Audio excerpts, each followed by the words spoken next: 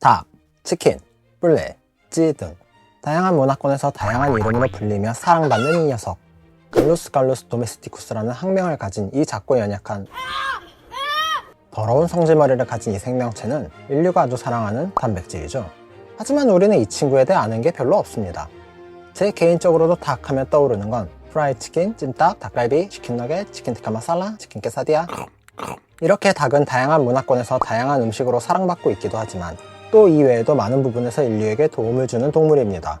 과거 산업화 이전의 농촌 사회에서는 매일 새벽을 깨우는 알람 시계 같은 존재이자 외부의 침입을 알려주는 존재였고, 또 종교적으로는 타산과 빛, 생명의 상징으로서 미래를 점치는 주술의 매개로서도 사용되었었죠.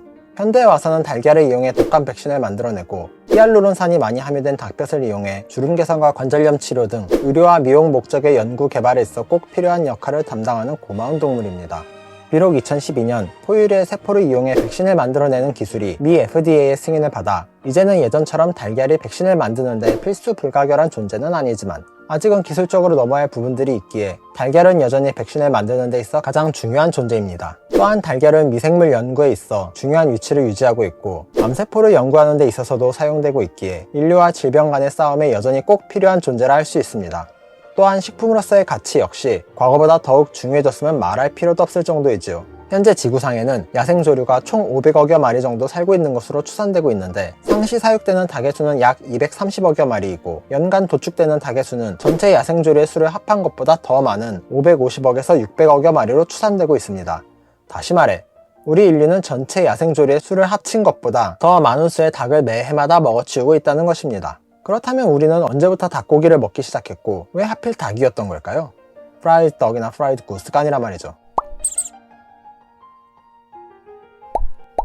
닭이 언제부터 인류와 함께 했는지에 대한 정확한 기록이나 유물은 아직까지 발견되지 않았지만 현재까지 사학자들은 인류 문명의 태동기부터 함께 해왔을 거라 추정하고 있습니다.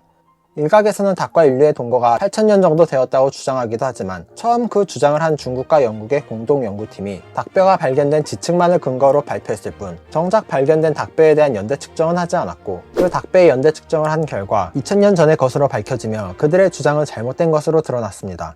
어찌됐든 닭이 우리 인류와 언제부터 함께 했는지에 대한 명확한 근거는 없지만 닭이 어디에서부터 기원했는가는 잘 알려져 있습니다. 바로 남아시아와 동남아시아 지역에 걸쳐 분포하고 있는 적색야게라 불리는 녀석이지요. 닭의 기원이라고는 하지만 이 적색야게의 학명은 갈루스 도메스티쿠스라 불리는 닭과는 서로 교배가 가능한 같은 종입니다. 하지만 몇 가지 특징적인 차이들이 있는데요. 우선 체격부터가 다릅니다. 닭은 종에 따라 0.5kg에서 6kg까지 자라는 데 반해 적색야게의 경우 1kg 내외 정도밖에 자라지 않아 닭보다는 상대적으로 작은 체구를 가지고 있고, 비대해진 가슴 때문에 제대로 걷지도 못하는 양계장 닭들과는 달리 수백 미터를 거뜬히 날아가기도 하는 녀석이지요.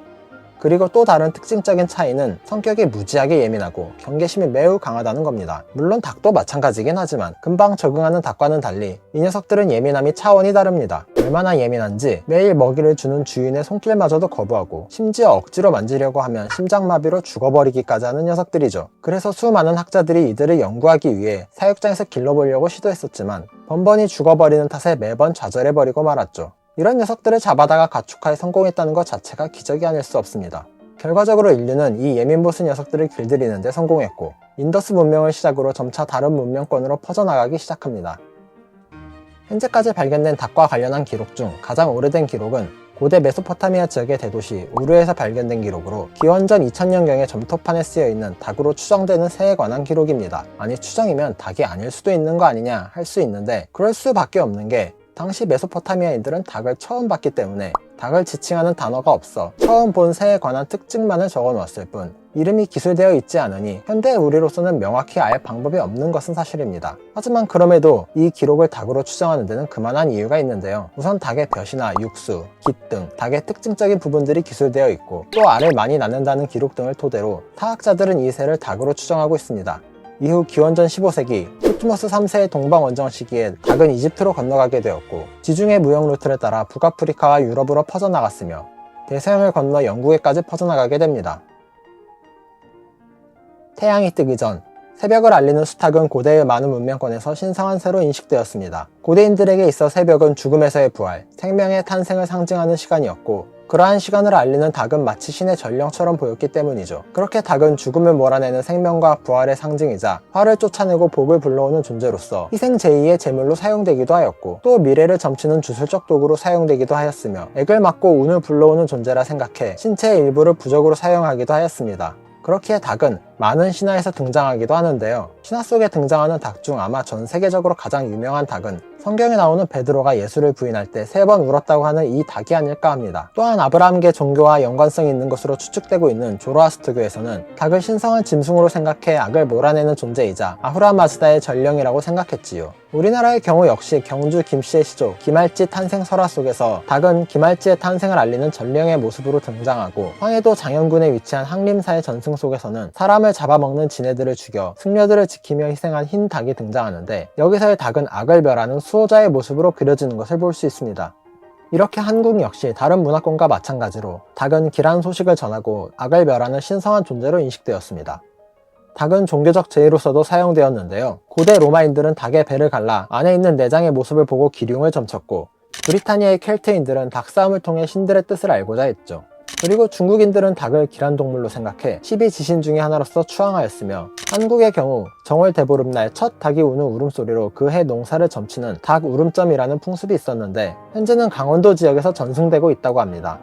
이러한 닭에 관한 종교적인 관습의 흔적들은 유럽의 경우 프랑스 국조로서의 지위와 건축물들의 첨탑이 풍향계에 붙어있는 베드로를 깨우쳤던 수탉 모형에서, 아시아에서는 인도 북부와 동남아 지역에 거주하는 소수민족들의 수천 년간 내려오는 전통의식 속에서 종교와 주술적 제의의 흔적들을 찾아볼 수 있습니다.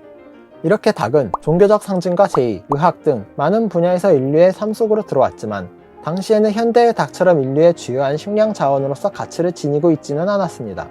고대의 닭은 현재의 닭처럼 살이 많지도 않고 매일같이 알을 낳는 것도 아니었으니까요. 닭이 식량으로서 중요한 가치를 지니기까지는 아직은 더 많은 시간을 필요로 했습니다.